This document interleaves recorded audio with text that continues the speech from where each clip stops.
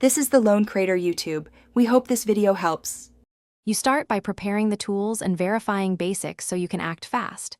Check the battery percentage. If it's under 20%, charge for 15-20 minutes.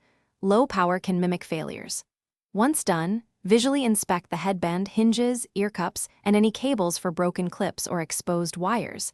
Make sure connectors sit flush.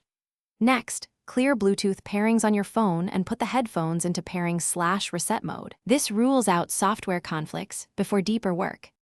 You'll now open the ear cup and inspect the internal parts while explaining why each step matters. Gently pry off the ear cup pad and remove screws. Keep parts labeled so reassembly is straightforward.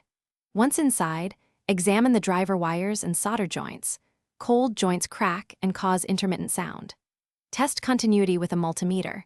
If a driver shows open circuit, swap left and right temporarily to confirm whether the issue follows the driver or the cable. Repair or resolder any suspect connections carefully. You finish by restoring structure and verifying functionality so the headset works reliably. Resolder and reinforce connections with heat shrink.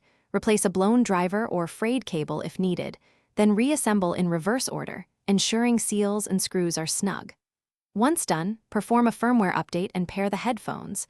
Test audio, microphone, and ANC across devices to confirm. If problems persist, do a factory reset.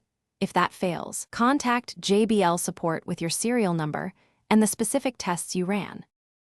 Thanks for watching. Consider subscribing if we helped you.